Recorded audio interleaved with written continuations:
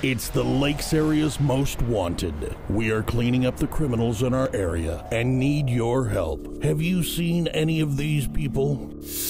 Cleone June Fairbanks, born August 3rd, 1969. She has a warrant out in Becker County for gross misdemeanor and 3 felony warrants in Mahnomen County. She lives in the White Earth area. She may be living with Eugene Marcel Jacobson, aka Mooney. She used to live in Detroit Lakes and has been seen there in the past 6 months. Guy Francis Bellinger, born April 7th, 1971. He's 5 foot 9 inches, weighs 180 pounds with brown eyes and black hair.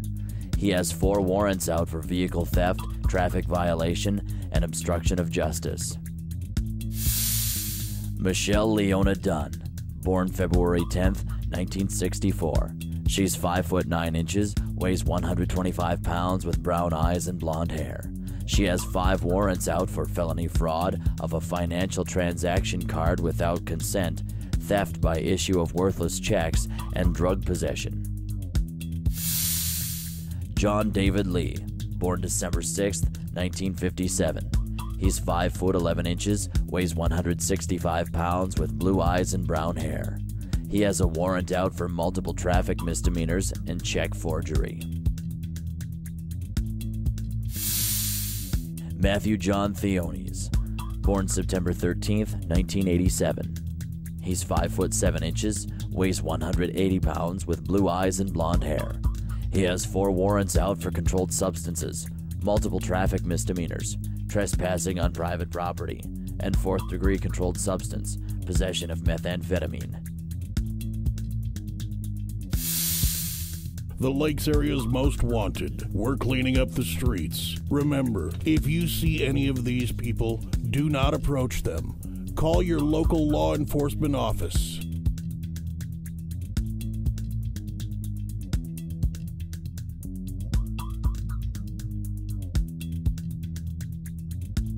And now, a word from our area law enforcement. The Detroit Lakes Police Department comes across a lot of property because of the different investigations we conduct. Some of the property is illegal, what we call contraband, and that property is typically destroyed. For instance, if we confiscate somebody's narcotics, we will dispose of that typically by flushing it down the toilet. We confiscate a lot of alcohol from people that are not old enough to possess alcohol, and that is poured down a floor drain. In addition to that, we'll confiscate a lot of other items that simply in their purest form aren't illegal to have and don't have any bad intentions, but given to the wrong people and used in the wrong fashion constitute contraband and items that we have to take away from folks. These are some of the items that we will typically find and dispose of through a variety of methods. Like I said, for instance, probably the single biggest item that we confiscate is alcohol from people that aren't old enough to possess alcohol.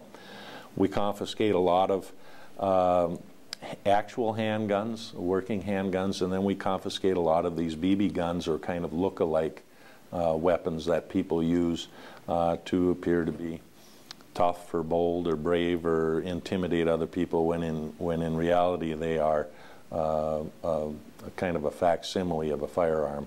Nonetheless, these aren't the type of things that we will return to people because they can easily be mistaken by anybody as a real gun, including a police officer. Obviously, a lot of young folks are carrying a bat in their car, and as you look at the bat itself, it is kind of an innocuous thing that has its proper setting, but a lot of folks use these for intimidation and scaring others. We do take a lot of knives and stuff, a lot of nice hunting knives that, if used properly, have a good, useful purpose. If not, we do take those away.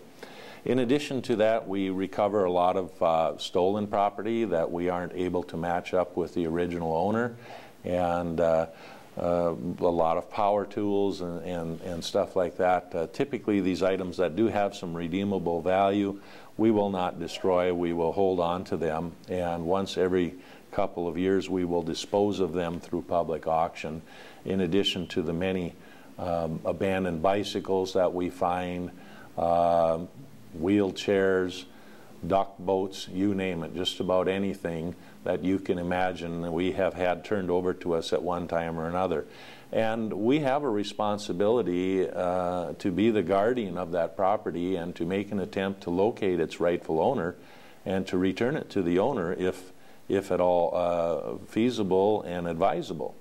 And we do reunite a lot of folks with items they've lost, billfolds, checkbooks, those types of things that have identifying markings in them. We have a lot more success than with items like this drill that were probably taken from somebody, but they just didn't bother to report it to the police department.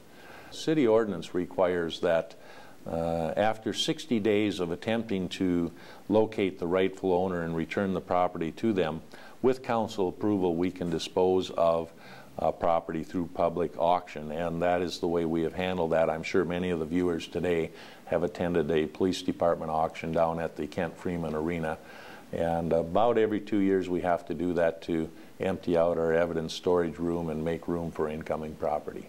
Thank you for watching the Lakes Area's Most Wanted.